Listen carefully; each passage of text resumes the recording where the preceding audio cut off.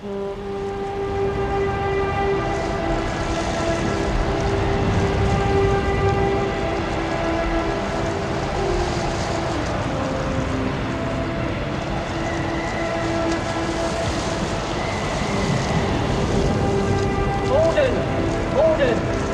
send Lowerhouse to save the house. Come on, the house! Oh, dear. So, it's just me and you, is it, tonight, Joseph? I made a lot of notes. Look. I don't know. I didn't know what he was doing. He seemed to indicate that he was coming in. Oh, did he? Because he said the other night that he wasn't. I mean, I said to him that he could.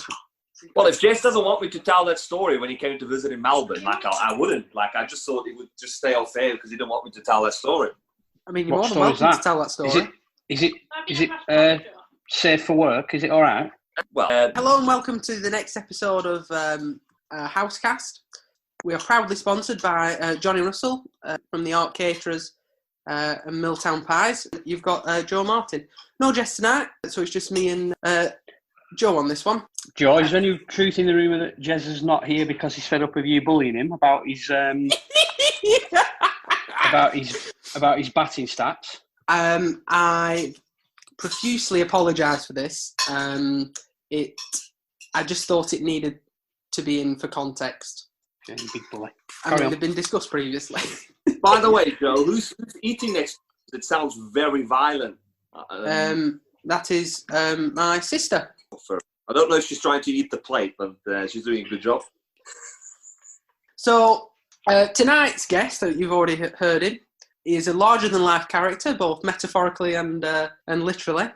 He was our pro from 2011 to 2013. We won various titles with him, and we're really pleased to have him on the podcast tonight. Francois, welcome to Housecast. How are you getting on in the lockdown? All right, Joe and Dooch. I'm getting all right. I'm pretty good at keeping myself occupied, keeping busy. Starting to coach again this week, so actively trying to see how much I can put my shoulder out. Playing golf as well, barbecuing, and I did bits and bobs early on in the lockdown outside to make sure I don't go insane. Well, I think that's definitely something that we've all had to think about during the lockdown, to be honest with you. So we'll get started with just how you ended up coming to Lowerhouse in 2011. Any sort of discussions or how that came about? Well, it was pretty strange because obviously I've been overseas 2 previous seasons before I went to university, and then in my last year of university I started playing a bit of first class cricket leading into me finishing my degree, and I was just keen to not have a winter off in South Africa and keen to get overseas. It sort of coincided with a bit of a breakup of a long-term girlfriend, so it was sort of something to look forward to in terms of, but it's sort of agents just rang up and said there's a club that wants you, and I just went, yeah. I didn't really look into it at all. It was just pure luck, to be honest. I can't say that I was like going through offers. I think I had an offer in Scotland as well at the time, and it just sort of Lowerhouse was sort of the first one that came up, and I remember speaking to Gary as well a little bit because my agency and Gary sort of had like an interlink halfway sort of agreement thing, and speaking to Gary, and he was like, it's a great club, blah blah blah, and I was just saying, yeah, I'm all aboard. Right, so I can remember signing you, and I can remember you turning up for the Nets. I mean, the first thing I noticed was the size of you.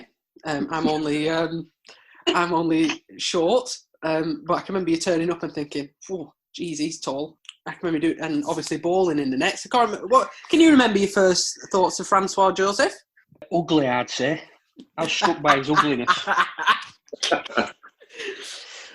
No, I mean, I can't, to be honest, Joe, I can't really remember the build-up to that season. I was just looking at it earlier in the pros that we'd had immediately before him. In 2009, we signed Jason Frazier, although he never turned up, Australian spinner. 2010, we had Aaron Heel, Australian spinner. So I just wondered what was going through our mind really there. We're obviously on a track of signing spinners, but we've not had any great success, and then we end up with a South African seamer. Yeah, well, I can remember. 2010 was my first full season with Healesall, and obviously it probably didn't go as planned. It wasn't an easy season with us youngsters coming in, a few more experienced players. But I can remember talking to Stanny about why we were looking to sign Francois, and one of the reasons for it is when you looked at his first class stats was his economy, and he was thinking about controlling games. And obviously, Francois gave us a lot of control. And I think, you couldn't have been very old then, Frank, I don't think. You must 23, 24? Yes, somewhere there. But you know what that translates to me, by the way, Joe? It just translates that I'm very boring. Like, he's boring as, he just bowls boring balls and he bowls dots. And the funny thing about that is, like, for some reason, it really annoys me going for boundaries. I take more joy in bowling maiden sometimes than I do in taking wickets.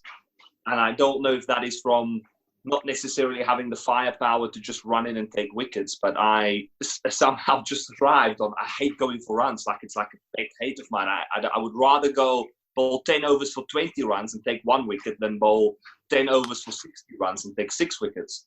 I can remember, it's really interesting that you've said that, Frank, actually, because I can remember speaking to Mark Whitehead about, me and Mark talk a lot about cricket and stuff that's happened in the past and things for the future. In that first season, and in fact, throughout the 3 seasons that you were the professional, we always talked about the fact that you were unplayable. You were so different. You might not have taken, I think you took 70 odd wickets in your first year, and you were unplayable in games where people just couldn't get you off the square. It was so difficult. And the thing is that, as I say, we'll talk about it later, but that provided opportunities for other people at the other end, because they'd try and hit Finch out of the ground, or they'd try and hit Johnny Russell out of the ground, or, when Dooch came onto ball, I can remember Dooch bowling a couple of times that year, and they would. So I think that was a real sort of important part of the plan at the time.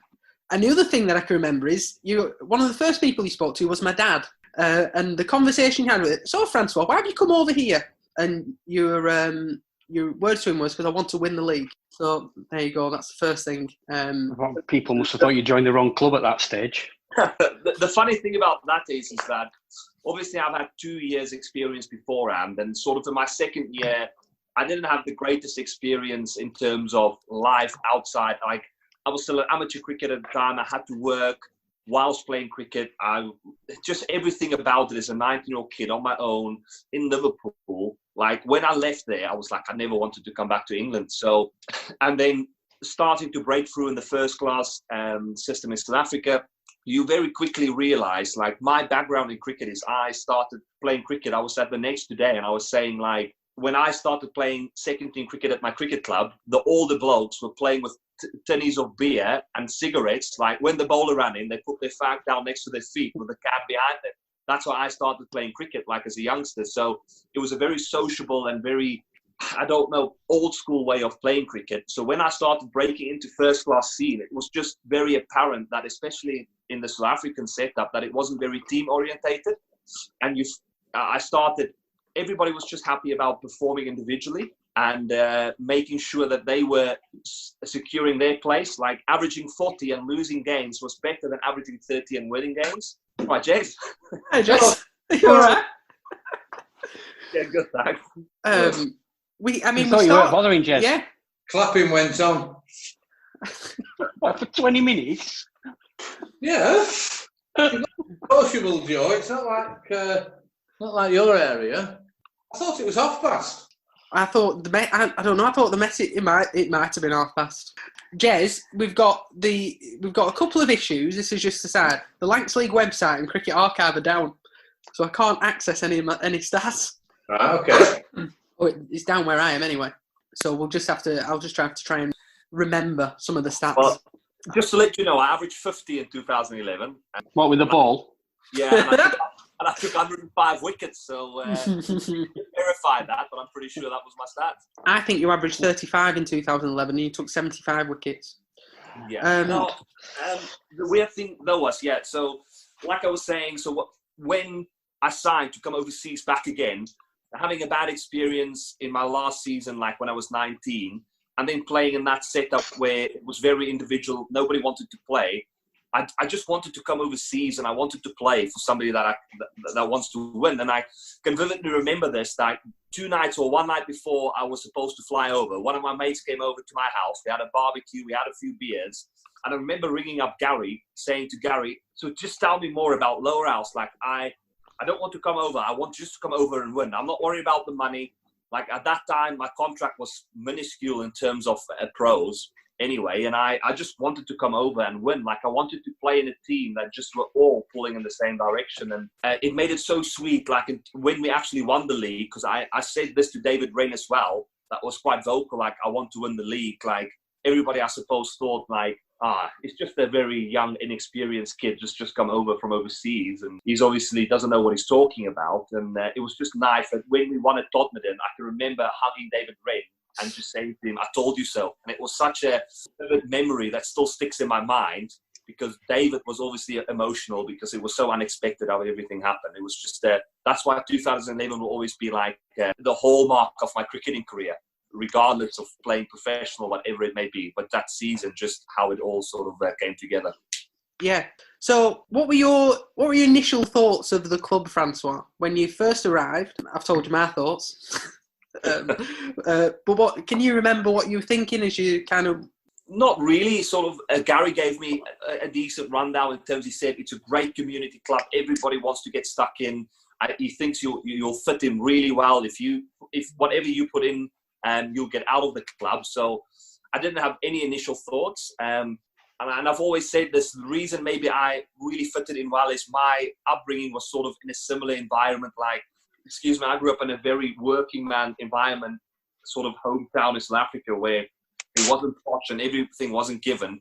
And when I came to Burnley, it just felt like home in a sense, where everybody was just sort of down to earth, and everybody just wanted to get on and have a crack at it. So the fact also you had Dooge, Johnny Russell, Blaze, Charlie, who were all the more experienced players, but had massive hunger to do something special, just made everything sort of easier. And I'm pretty lucky in that sense that I could have the same attitude and join somebody else. But if there are some ego clashes, it wouldn't have worked. It was just sort of a perfect mixture, to be honest. Joe Beneducci, I don't know why I said your last name then, because I won't be talking to myself. Can you remember Francois' first 2 friendly games that we played? Was one of them at Burley and Wharfdale or not? Was that a bit? That must have been a bit later. That were a bit later. I think that was the year after. So where were they? Go on, remind me. Our first game was at Farnworth. And I had it the other way around, Joe. Our first game was at home. I could not tell you who it was against, but I can vividly why I can remember it. Because I went out to bat, first ever ball for Lowerhouse, left a straight one, got bowled, walked off. And one of the supporters said to David, bloody hell, David, it's going to be another long season. Don't sign this year. And to top it off, I went into the changing room, obviously not knowing anybody. I got Johnny Russell to come give me throwdowns.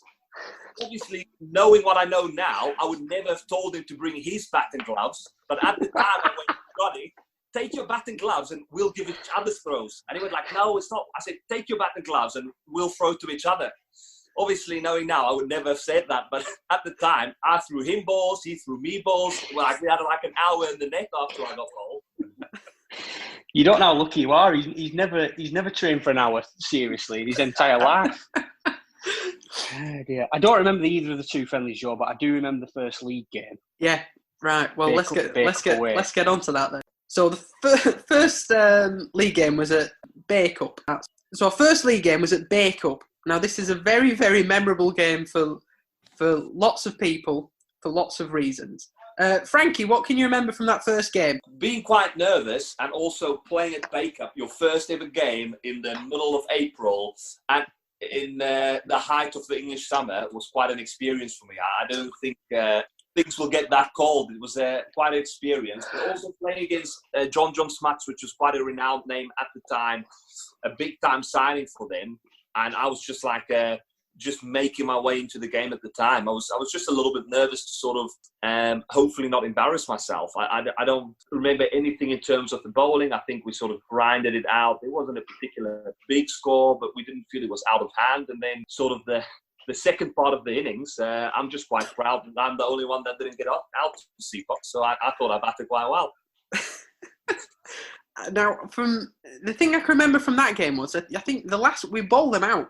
You ran the last person out, I think, from memory. But before the game started, now I've already prompted you on this. In the Lancs League, you bat your own ball, and I don't think you knew that because you picked their ball. Oh yeah. So we had to pick balls, didn't we? Yeah. So I was like picking the best ever ball ever. Yeah. So we picked the darkest ball I've ever seen, and obviously we go into bat. Things start reasonably well. Finch starts reasonably well with Johnny, but then things obviously got worse from there. We were bowled out for 47. Not a great day. Not one of the best days I've been involved in. But after that game, Frank, what were you thinking? So, actually, funny, coaching today, I saw Paul Stanley there and I said, there wasn't really many memorable games. Like, I was trying to think back and I had a little bit of a look and scan through. And even that Baker game, there was nothing that really stood out other than obviously getting bowled out cheaply and Seafox taking 9 wickets. But there's nothing memorable that I can remember. I was not like disheartened or getting down. A season is quite long. You can have terrible blowout losses and still come back stronger. I mean, it wasn't, I can't remember anything like that springs out to mind. Like I was like heavily disappointed or I thought, oh, what have I got myself into at all? Well, if you remember, there were 7 LBWs. Yeah. He got now. Can't take that away from him. He's 7 LBWs. Obviously, so we were all talking about coming off. You know, how can you have 7 LBWs in one? The first game of the season, you're telling me the umpire is sure that all those 7 LBWs are out. Well, obviously playing... When he's swinging it that far. Yeah, I agree. But obviously playing with Blaze and a few of the other boys for a numerous of seasons, I've never heard them come off and say that was plum either. So maybe... so maybe at the time I was just like ridiculous, 7 LBWs. But I think that sort of softened the blow, didn't it? The fact that there were that many LBWs. Yeah. Didn't you get caught down leg last wicket out or something, dude? No, Stanley was angry at me because we were complaining about the LBW decision, saying the balls probably weren't going to go on to hit the stumps, and I got clean bowled, so I didn't really do a lot to help that theory. Jez, can you remember anything from the start of that? Can you remember that game or? I can, Joe. I was sat there in my car. And I'm quite warm-blooded, but I actually had the heater on. I had to put the engine on and put the heater on. And I hear what you're saying, Frankie, that, you know, we all complain about decisions and, you know, it's all...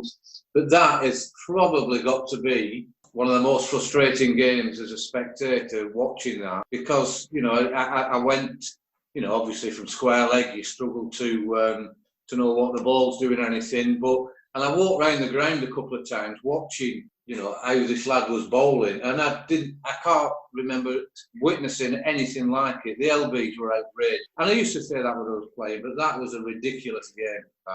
Now, you know, I don't. You players obviously, you know, accepted it a little bit better, but I can remember because didn't he end up getting? I mean, I don't even know who he is. This Sipop. He's at Aslington now. He was Aslinden's captain for a few years. Right? Did he something ridiculous like get about 14 wickets all year? 21 he got all year. 9 in the first game, 21 all year, yeah. You know, so it was, you know, I had not met you then, I don't think, Frank, so it was difficult to judge. You appeared to bowl well looking at the figures. But, you know, with a good side, it was a promising year. And as you said, Frankie, you know, one swallow doesn't make the summer. No, it is quite weird. Like, I always think, like, you are always going to have a blowout loss somewhere along the season. And the biggest, or the hardest to take sometimes is when it happens when you have a lot of momentum.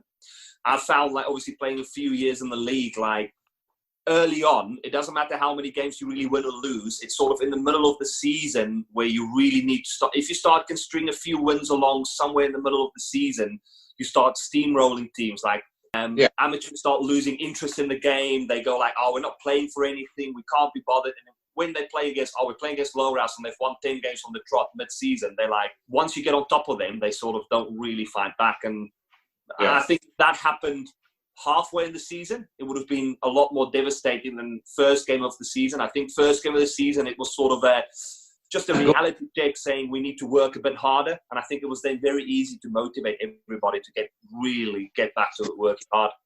Yeah, no, it's a good point, that, Frankie. It's, at the start of the season, it's always historically at Lowerhouse when we never start particularly well. And I remember, driving away from that game, if I had, thought this team, we're going to win the league, you'd have thought, hang on a minute, there's no luck going on. We've just been absolutely stuck by a Bacup side who were, I'm fair to say, pretty average. But as the year went on, it was a phenomenal year, I thought. I thought it was absolutely fantastic. Yeah, it's funny you say that, Jez. But after we lost that game, Johnny White had started singing after every game, we're going to win the league. Even after that game, which, well, it showed where we were at, I think. So, Frankie, obviously, we sort of dusted ourselves off, and then we went on a bit of we beat Haslingden, we beat Nelson, we beat Todmorden. Okay, some really good performances from yourself. You got 60-odd against Todmorden and 5 wickets. Again, you got 40-odd against Nelson and 5 wickets. And against Haslingden, you got 4 wickets. So you started pretty well. Now, the next game that we played was against Ramy, 5th or 6th game of the season. And I thought that was a really important game for our really young, sort of new team, if you like. I just don't know if you've got any recollections of that game. Oh, I do massive. So obviously at the time, Ramsbottom were God's gift to Lancashire League cricket. I mean, John Fielding, when he bowled, you were not allowed to score runs. He was getting wickets, and did he take 2 seasons in a row, 100 wickets, and they've just won the league, and they were on, I don't know how many matches unbeaten run. And my recollection of the game is Charlie just kept pogging John Fielding into park. That's pretty much my recollection of that game. I can't remember bowling, or I can just remember Charlie kept hitting him for 6. And it's quite scary to think that Charlie played that type of innings back in at 5, I think, and then he hardly batted in the top 6 really after that. He was sort of shifting himself down. Yeah, he got 80-odd. He got 80-odd that day, and Ferg Bailey got 40-odd. Really important partnership for our season. But you're right, he just kept smashing John Fielding and Wormsley, I think, over the clubhouse. Just kept whacking it. And obviously we went to ball. 200's always a good score, competitive in Lancs League. So it was as we were getting out to ball, we had a little bit of confidence in us. We took an early wicket, and then their pro was obviously batted well, Shannon Stewart, and got 70-odd. And then the rain came, and I can remember Joe Hawke, as it was raining, walking off. This is the wrong season, Joe, because you're thinking about 2012. When Joe Hawke went, it never stops raining in the valley. Oh. And this was Joe didn't play. I'm going to say he didn't play in 2011. I'm looking at the card. But of course he didn't play. Though, this is how I knew. Like, I'm not in all agreement with some dodgy rules of the Lancashire League, and some of their rain-affected rules where they go like 1/2 of whatever batting average. When I look back at that scorecard, I'm thinking, how did we win that? Ramy was well on their way to just winning that with like 6 or 7 wickets, and then the rain came and we won it. But it felt really undeserving looking back on it, to be honest. Yeah, they needed 38. Yeah. Off the last 8 overs, 4 wickets down. I mean, you back yourself to win that every single time. Yeah. But we won by 26 runs, so it wasn't even close. So yeah. So anyway. This is a completely different argument, but some of the weird rules that the Lancashire League have, that was like one of that I could never understand. Like that you got completely. They must have been fuming sitting in the changing room afterwards. It says on the scorecard, it says they needed to be at 182 at the point that we came off, with still over 7 overs left. Silly that. Silly. But anyway, I think it's great rules. The fact, you know what, if you're bowling second and you've got it, it's fantastic. I can remember coming off that game though and winning and thinking, this is unbelievable. We've managed to win 5 games in a row here, 6 games in a row. And at that point, after we beat Ramy, who we thought were the best team, great team, we had real confidence going into those next games as we move through. So the next games that I want to discuss, we beat Church in another rain-affected game, and there was a lot of controversy around this one as well. We batted first, got 150 off 50 overs, obviously a wet wet track, but batted pretty well. They went into bat, and we took a couple of wickets, and you got side out. You got their pro out, shouldering arms. Yeah. Obviously, if you hit somebody on the pad, shouldering an arms in the Lambs League, it's out. Out. Well, I think it's same as the sweep rule. Yeah. But we went off for rain. And Dooch, can you remember what happened? Vaguely, I remember Mark Clayton was the umpire, and some cock up with the score. We were ready to go back on, but they'd not calculated the score that was needed, and by the time they finished arguing, we'd run out of time. So we just that was the end of the game. I can remember, right? Yeah, absolutely. I can remember them saying, and I don't know whether this was Stanley joking or whatever, but I can remember the umpires saying, "Well, what we'll do is we'll play out the remaining overs, and then we'll work out who's won at the end."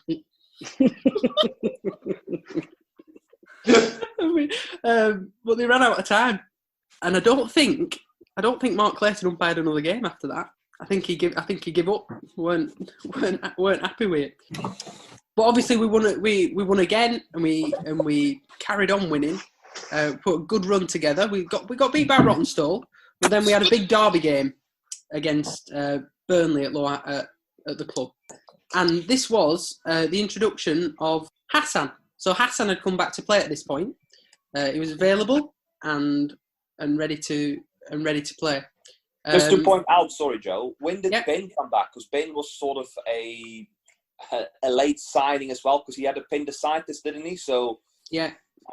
Just one thing to point out for that season, and not that I saw Ben today at Nets, and he pointed out that I should mention him for 2011, but he made a really big impact. For me personally, playing with Ben, 2011 is still his best season. Like, the way he came in and just injected that aggressiveness at the top of the order was like, people forget about that. Like, sort of, because he wasn't playing every game, he wasn't maybe there from the start, but he scored probably more runs almost in the 3/4 or half the games, maybe.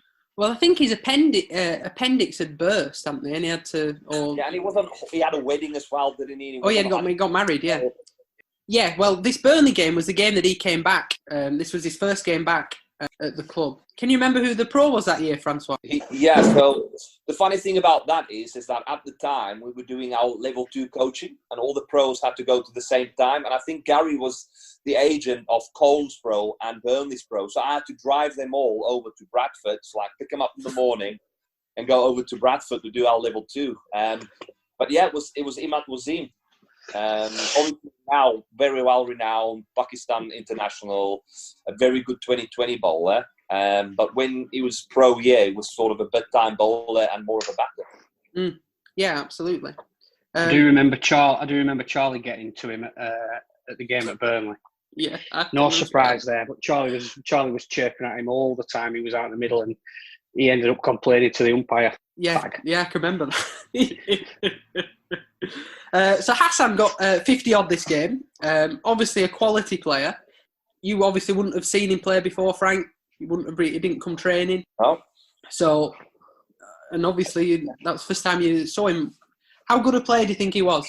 I think the hardest thing in league cricket and Lancashire League is a rotating strike. And he had sort of a very uncanny ability to be able to get singles at will, which with the ball, with the wickets being slow, the outfield being slow, the bowlers being slow, it's very hard sometimes to manufacture singles. And he had the uncanny, he was not a big boundary hitter where somebody comes in and just blasts it away. He just had the ability to find singles at will. Like, before you knew it, he was like on 30 without realising. And I think he was vitally important, just like I said with Ben, just like he goes missing in that 2011 season. Like, people just forget about that son, and he played a crucial role. And I think taking pressure off myself, but also the rest of the inexperienced batting lineup, just by churning out runs, really, like a 30 or a 40 or every game.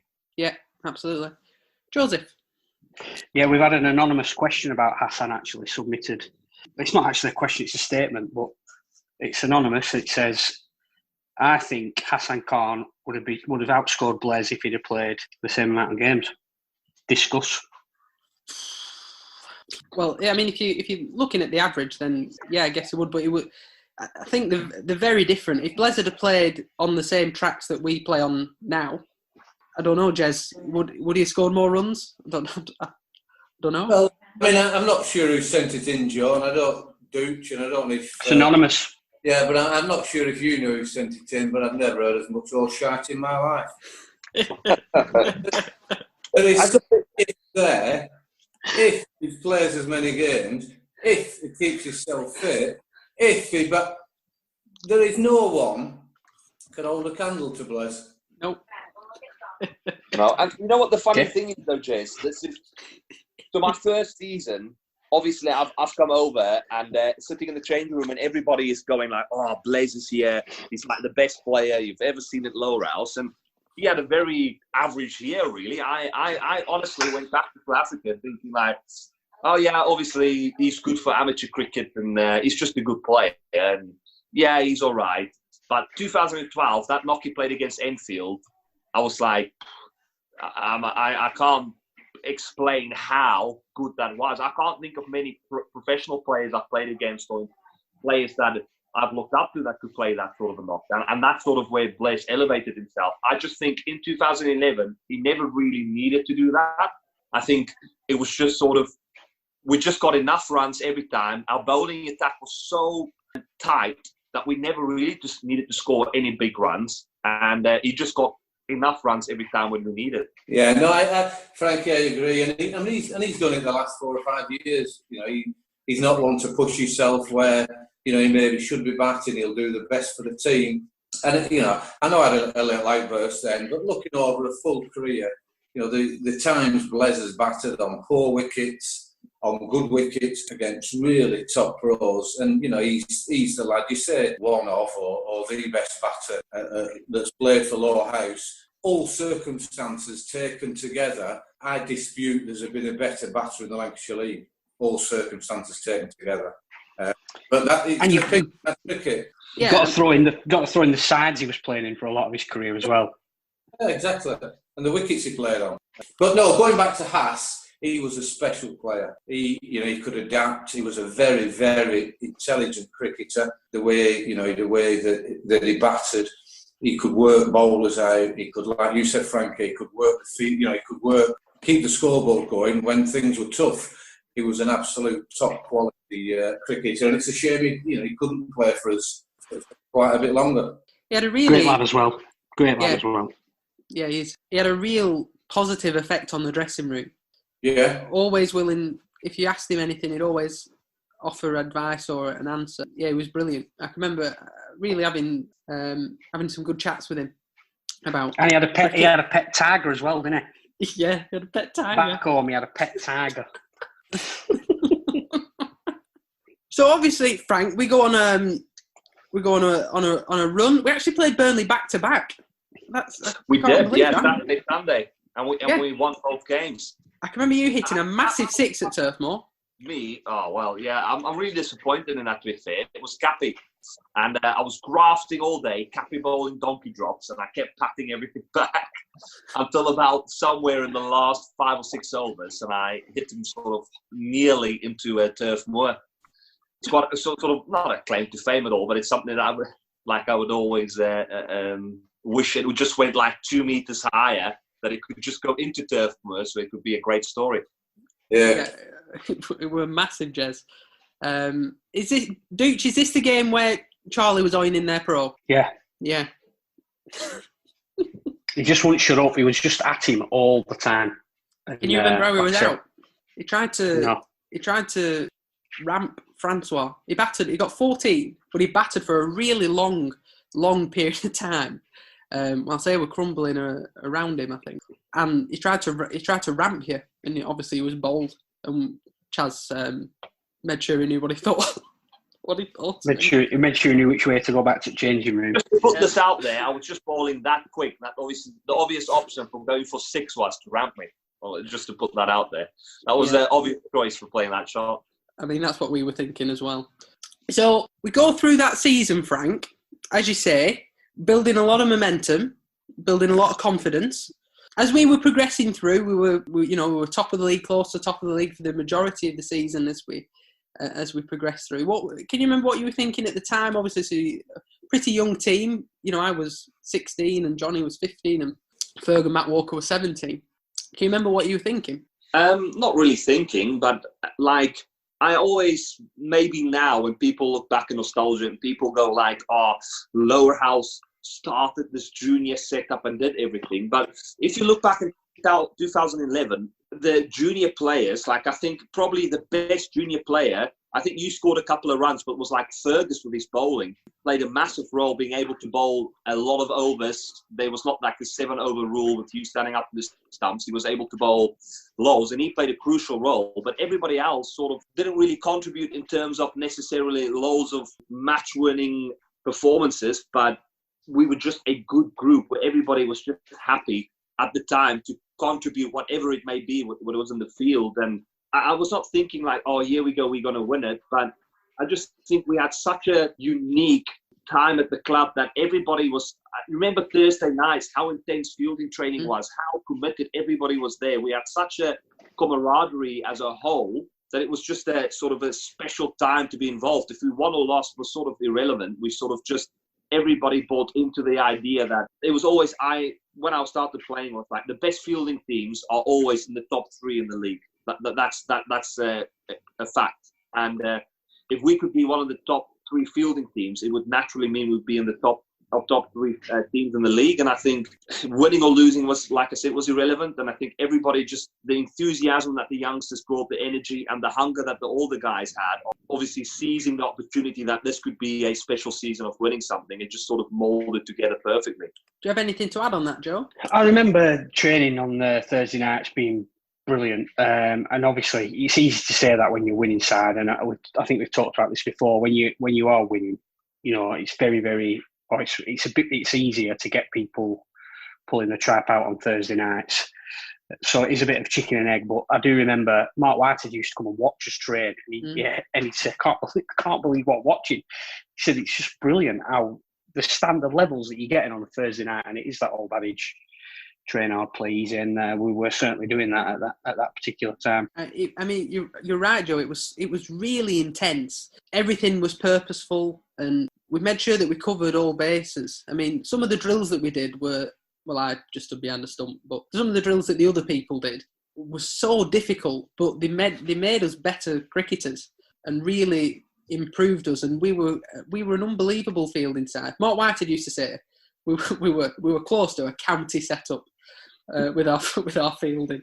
I think the mixture of that is, Joe, that the drills haven't changed, but I just think it was that mixture of youngsters wanting to show, having the character that they wanted to show the older guys they were better than them, and the older guys having that attitude of, we are not going to let the younger guys show us that they are better than them. And that just molded that competitiveness where maybe a few years down the line, it's like, I'm 35 now, or we are older. Why do I still have to do fielding that intense? We've already shown everybody that we can do that. I just think it was that perfect time that everybody was vying for places. Like, no disrespect to Dooch, but like, Dooch, you're not going to do the same intensity in fielding like you did then. But at the time, you realized that that's what we valued, and you were putting just as hard yards in as, for instance, a Johnny Whitehead or Paddy Martin or Matt Walker. So it was just that competitiveness within the team that we all wanted to be better, and you drove each other along all the time. And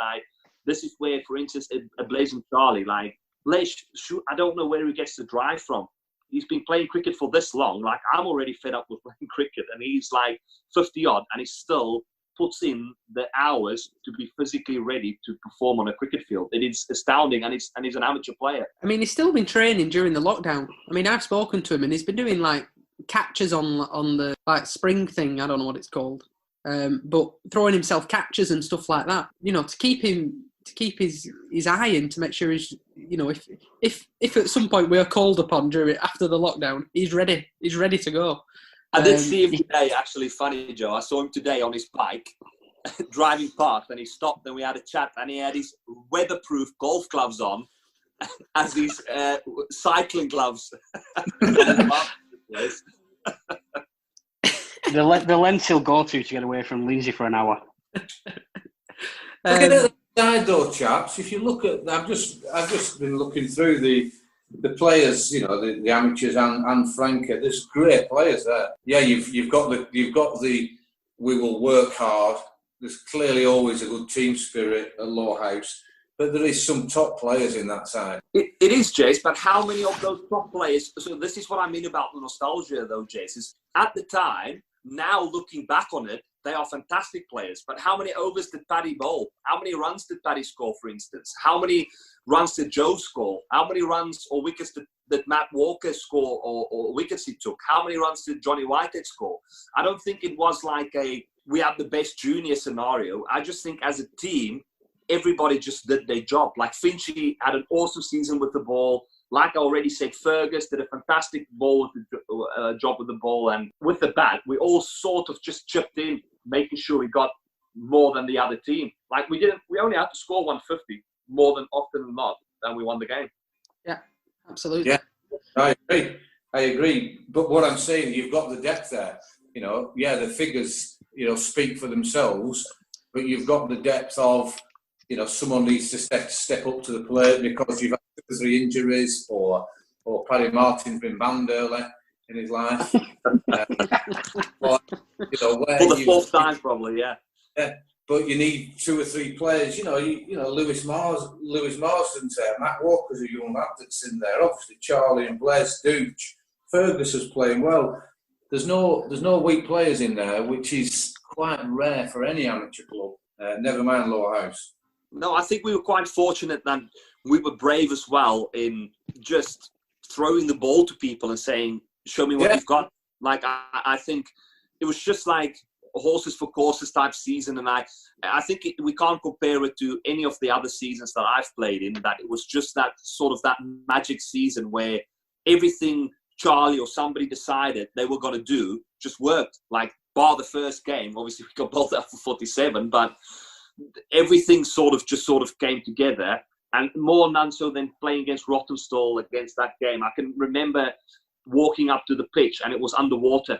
And I've taken a photo of that pitch and it was underwater, and Vinnie Hansen going, no, right, we'll see if we can get a 20 over game each in on that. And that was crucial in us actually winning the title that season. And you need that sort of luck and things going your way to win titles. There's no doubt about that. Yeah, without a doubt. I mean, that Rottenstall game, Hassan absolutely smashed it. I can remember they had a leg spinning pro. Yeah, they had Kure. Yeah. And he kept bowling in full tosses and he kept hitting it over the wall. No.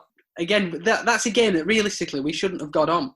And that season, we actually got all our home games on and we won all our home games. And that's the first team ever to do that in that in the Lancs League, I think. I didn't know that. Yeah, we needed to win the last game to win obviously all our games, and we were the first club to do it. It's really surprising, really, but an amazing feat both for the players and for like the ground staff. I mean, I can remember Mark Whitehead pulling on covers and stuff, and a real team effort to get games on. It was. Yeah, I can't remember if it was in 2011, but I can remember Mark bringing like a industrial heat. Blower. Blower. It looked like a jet engine and blow drying the footholes on the pitch. And Frank, I don't know whether it was that season or the season after or even the season after that, but I can remember that obviously everyone would have a different theory of how to use that heater. So some people were saying, you need to just heat the ends. Other people were saying you need to have a consistent flow across the whole pitch to make it as hard as possible. And I don't know what effect it had, but we certainly got some games on for it. Was Pete Tye around that year? Was Pete Tye on the ground? He was, yeah. He got a winner's medal. I'm just wondering, obviously we're praising ground staff. It must have been Pete. I can't think who else it would have been. So, Frankie, I'm going to come to probably our defining game that season. It was another rain-affected game. So, I mean, we had quite a few rain-affected games, so it shows how wet the season was. But it's the home game against Ramit. Really important game. If we win, we're probably going to go on and win the title. If they win, they'd probably seize the initiative and go on and win the title themselves. I can remember the build-up to that game, I was very nervous. I don't know if Jez can recall I had conversations with Jez saying that, I didn't sleep. Yeah, that's right. It was a couple of things. So the first thing was, bringing it back right to the start, I've literally just come off a flight from South Africa, had a meeting with David Wren and Charlie at Sycamore Farm, put my bags in at my room at Jules's, and then whizzing straight back for my nets at Lowerhouse. So I was not expecting to bowl or anything, but obviously everybody looking at me, like you said, being 6'6", they are like, he's going to be bowling pure gas. How quick is he going to be? So I felt that pressure. Without warming up or anything, I charged him. Like I was going to step over half a yard, but I was going to be rapid. And I remember about my fourth ball, I pulled a muscle in my quad. But being my first ever practice, I never told anybody this. So I was like sort of just keeping it on the down low. And I sort of managed it through the whole season. But coming up to that Rami season, and this is one thing that also stupidly for me, I always annoyed me about the Lancs League, having no bowl or over restrictions, being a seam bowler, and crucial, I didn't say fast bowler, but a seam bowler, I can't compete with a overseas spinner or a pro spinner. Like they could bowl 25 overs on the trot. A seam bowler bowling 25 overs on the trot every game is a recipe for disaster. Like obviously Jess can contest to that. Yeah, I know it's already in his hands, but I mean, but to be honest, Jess, I never ever complained once. I never ever said to any captain that captained me at Lowerhouse, like, I'm tired, I can't bowl now. I always said, give me the ball. What I'll do now is I'll bowl from 4 steps, but I will promise I will still bowl. Like I would never stop bowling. And maybe to my detriment, leading down the line, it might have had some negative effects down the line. But at the time, if that meant we won that one game and I kept bowling, I would 100% have done that. And against Rami, I can remember I pulled my quad again, which would obviously have some impact later on, maybe in that season, like at Todmorden. But I can remember pulling my game and I said to Charlie, I'm really in massive pain. I can't bowl. And I don't know how many overs I bowled, but I don't think I bowled that many overs like I normally do in that game. 10. 8, yeah. Like I said to Charlie, I can't bowl, Charlie. If I had to bowl more overs than this, I won't be able to play next week. And that was like the first time, like I said, I'm finished. And there was other games, I bowled 19, 20, 21 overs, sometimes straight through if it needs to be. Yeah. I think that's, I mean, Jez will know, I always allude to the fact of Jez bowling so many overs during his career, bowling 21 overs one day and then 21 overs the day after as an amateur. Must have, a real effect on your body, as we've discussed, Jez. So in that Rami game, Frank, so you pull your quad or your hamstring, or I can't remember. No, quad, Joe. Your quad, yeah, pull your quad. I still got a massive hole. If I've not shown you yet, I can do it. It's like my Lowerhouse memory. Massive hole in my quad. Yeah, I know you've shown me on numerous occasions for the... What's a quad? Your thigh. Your thigh, yeah. Thigh. I know you can't see it over your massive stomach, dude, but if you tuck it in, that's sort of your quad. So, Frank, they got 113 off 30 overs, and we obviously went out to bat. The thing I can remember from that game, actually, I batted 3 in a 30-over game because, I'm known for my big hitting. I can remember Mick Haslam just hitting me in my neck 3 times because it just kept cutting off the pitch and just kept smashing me in my neck. Every memory I have of playing Rami when Mickey Haslam was playing that, I hated it. He was the worst seam bowler as an amateur that I used to face. It always felt like a Rami that had like a wet patch for his end. Like he always used to bowl in like a wet patch, and it seemed like every time he played, he just seemed to hit the wet patch and just push it across you. And he was boring which made it so hard to score off. Where normally amateurs would be greedy and try and fire it into your pads or anything, and he was like the perfect fold for John Fielding. Like I would say 40% of John Fielding's wicket was Mickey Haslam bowling so tight on the other end. And that's my memory. Like I was just about to say, I could just remember not being able to get Mickey Haslam off the square. Like I couldn't score boundaries off him. He just kept pushing it across, bowling a good length. But I can remember Paddy scoring the winning runs and him walking off. That sort of a memory that sort of sticks with me. Yeah, well, from the last over, I can't remember how many we needed. But as you say, Paddy hit the winning runs. But in that, Matt Walker was dropped. I think one of the Bell brothers dropped him. They were fielding at cover. And he sort of turned his wrists and edged it. And they just dropped it and they managed to get a single. Paddy managed to hit the winning runs that just trickled over the line. And there's a fantastic picture on the Lancs League website of him celebrating that win. And I can remember that game because it gave me confidence, thinking, right, we're gonna win the league. I can't believe this. This is unbelievable. How on earth has this happened? Yeah, and I was called back actually. Like I was called back a game early, so it became really, really important for me that I wanted to go home winning the league, and I didn't want to leave and then the last game or whatever somebody else had to come in and win the league, and I knew that like 2 weeks out, so it was vitally important. Joe, what can you remember from that game? Did you have any? I remember batting with Paddy towards the end, and I was saying to Paddy, don't do anything stupid. We've got it. Don't do anything stupid. And John Fielding walked past and said, do something stupid. Do something stupid. But like you said, Paddy was ultra cool, and I obviously didn't last till the end. I got Aslan cleaned me up, but then Paddy saw us on. I think it was dark. I do remember it being dark. Yeah, I remember it being dark. Yeah, absolutely. And at that point, do you think we were going to win the league, or did you have no doubt we were going to win the league? Or once we beat Ramsbottom, I think it was almost done and dusted, wasn't it? We only needed about another 5 points after that, I think, from memory. Well, I think we needed. I think you're right. Because the game after was rained off, so we went to Tomlin, 2 games left. I think we only needed a handful of points from that Tomlin game. Yeah. So the Tomlin game, I'd spoken to Jez before it, asked him how he felt before the Worsley Cup. And we talked through nerves and anxiety and stuff. Duke, can you remember anything before that game? Because I can remember one thing. No, mate, go on. Francois dyed his hair. Oh, is that when he dyed his hair black? Yeah. That was before the Accrington game, boy. That was the Accrington game. I wasn't thought. Oh, was it? Well, I can't remember you dyeing it before that, but I can just remember your hair being a very funny colour at Todmorden, and there was like a purple haze around it. Why did you do that? Right, I'm quite an exuberant individual. So basically, what happened was, me and Oki were in Manchester, and he had his he's got a ginger moustache, so he dyes it black. So we were buying him black dye. So I went, there's a 2-for-1 sale. The other one is heavy blonde. So I was like, what would be cool? Let's get the blonde, and we'll dye my hair blonde and see what it comes out with, and then whatever is left, if it looks terrible, I'll just dye it black. So we end up dyeing my hair blonde, and I look like Keith Lemon. It was like a ginger strawberry blonde that it came out with.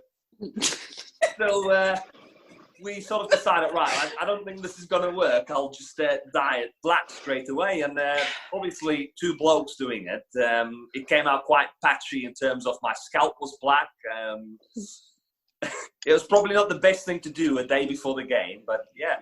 Yeah, so I think the Todmorden game was also a pretty wet wicket. It wasn't a good wicket at Todd, as is usually the case that people say that you always get a good wicket at Todd, but it was really slow. It was really wet. It must have had a lot of rain, and we got to 120, thinking. Well, I thought, to be honest with you, that we might struggle here.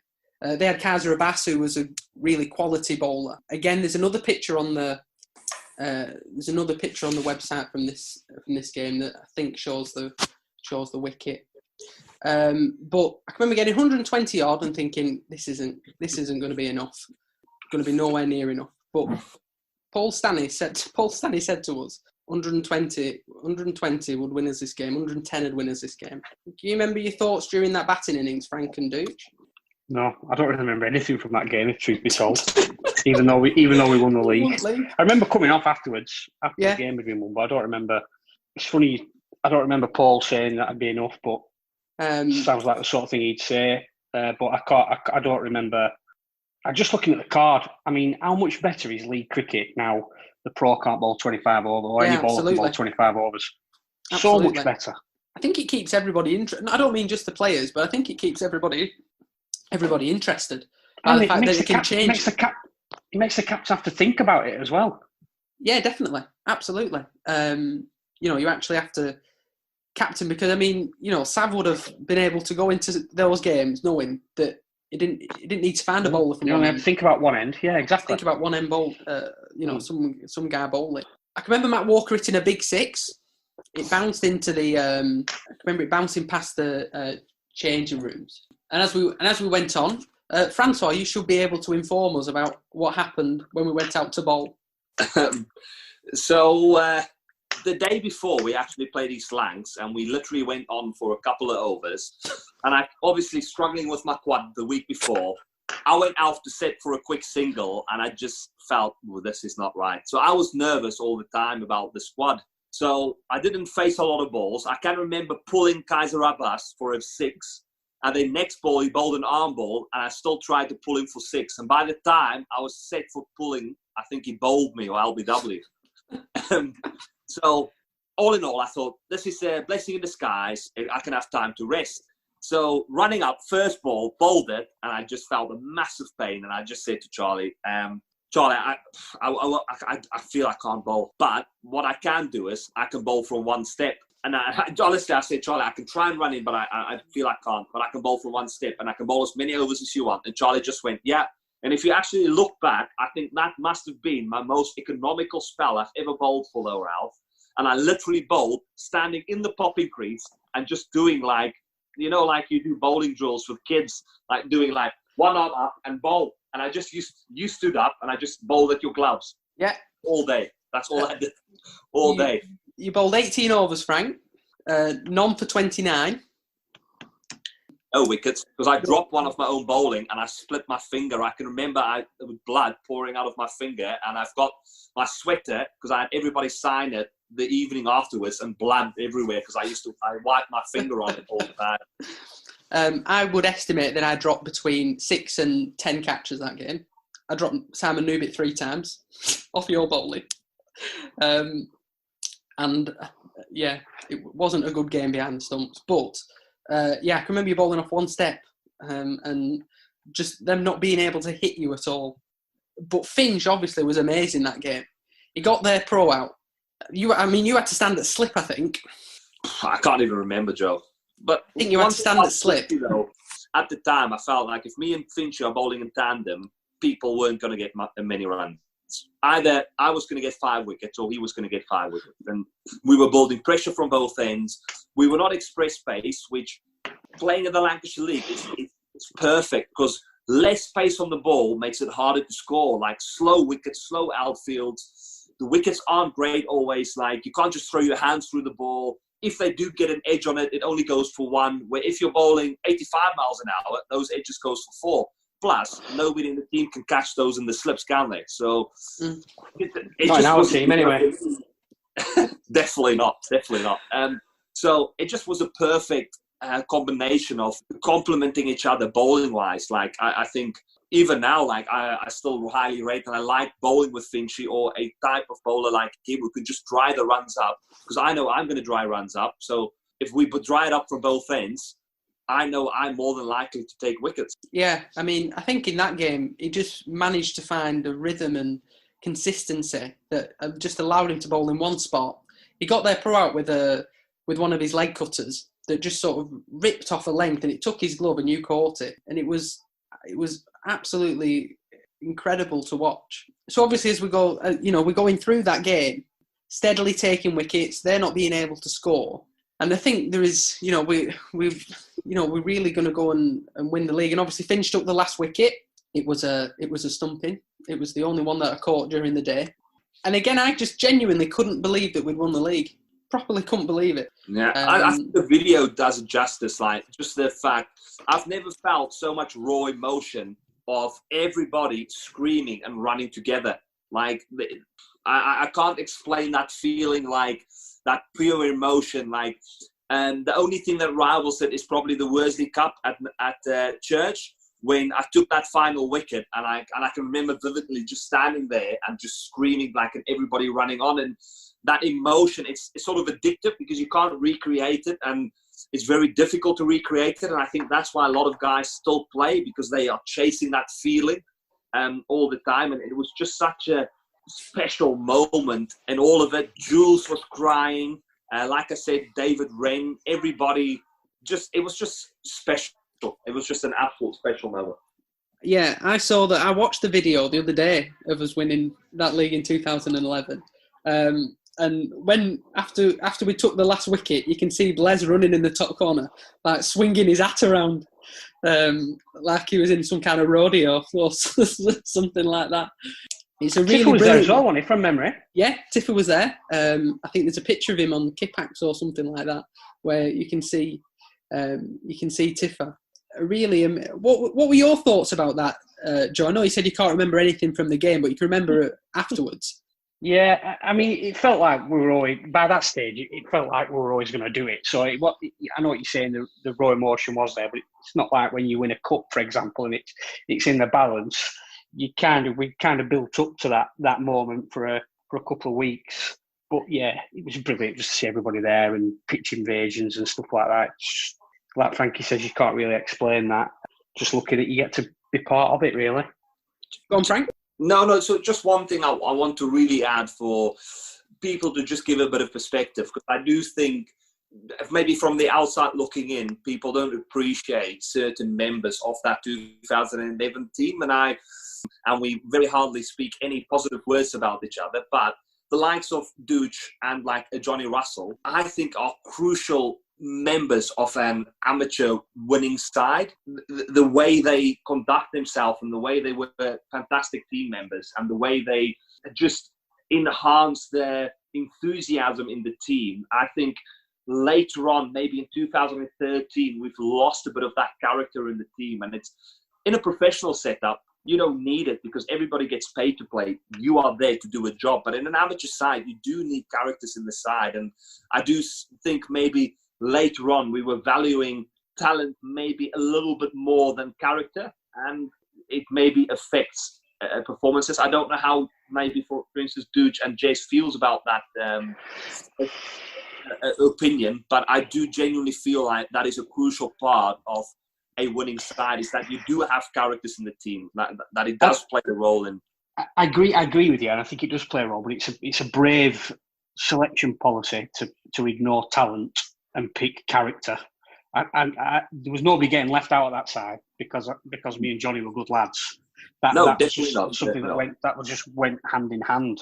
I just think it's got to happen naturally. That I don't think you can sort of engineer that position by picking lads just to be good lads. You get in the side because you can play, and if anything else, you can bring anything else to the table as well. Then great. Jess, what were your? Obviously, this was one of the seasons that we've discussed on this podcast that you weren't really involved in. You're obviously a spectator, but not in any official capacity in terms of a selector or a player. What were your kind of overriding thoughts from that season, do you think? Fantastic, really elated. I didn't know anything about Frankie when he came. As you said, I didn't have any say. I'd chat to David Wren regular where Charlie would ask me things and I would speak to Charlie about various aspects of the game. Didn't know anything about Frankie coming in, but what a good Lancashire League professional he turned out to be. In that first season, he would win. Me and Frankie have had these conversations over a number of years. Frankie would change a game by bowling a certain way for 3 overs in the middle of a game where he didn't necessarily get a wicket. He would just do something that would stop them rotating the strike. He would keep the pro away from the strike. And that would change a game, which ultimately would change the season. So, answer to your question, Joe, it was fantastic to watch. It really was a great year for me to watch the club win. You know what the funny thing is, though? I thought about it a little bit, obviously knowing I'm coming up to do the podcast, and I just thought it was like a perfect marriage. Like I have nothing special about myself in my cricket game. Like I can't score a 70 off 30 balls. I'm not going to blow out the side and bowl them out. But what I'm going to give you is 100% commitment. And I just think my aptitude and the terms of how I play cricket maybe just suited and not inspired is maybe not the right word, but everybody thought like, wow, he's not that special cricketer, but he's 100% committed. So that maybe I could do that. If I'm a bit more committed and we are all a bit more committed, we could all do a bit better. And I think that was just sort of the perfect marriage that we, like you say, Jace, I honestly feel like I didn't blow out teams. I didn't blow teams away. I didn't bowl anybody out. Like I didn't do anything special. I was just doing the grind work, like the basics, better maybe than somebody else. And I just stuck to it. And I think everybody bought into that idea. And that's how I still believe to play cricket. Like if we are boring in a 50 over match and nobody can get more than 200 runs, with our batting lineup, we should get that. Yeah, I agree. I mean, it was one of that season is one of my probably one of my best cricketing memories. Just in terms of shock, because I didn't think we were going to win the league at the start of the season, and I've spoken to Francois a few times in this. I genuinely find Francois an extremely inspiring person. He always has something to say, and more often than not, it's the right thing. And just listening to him that year as a 16-year-old, and he's not that much older than I am, but listening to him as a 16-year-old, I would listen to every single word he said because it was so valuable, and it shaped me as a cricketer and in many other things that I've done as well. So it was a really amazing experience that year where everything came together and it created something really incredible, I think. Thanks, Joe. Do you normally listen to me before 10 beers or after 10? Well, he said he listened to you as a 16-year-old. I don't think he still listens to you so intently now.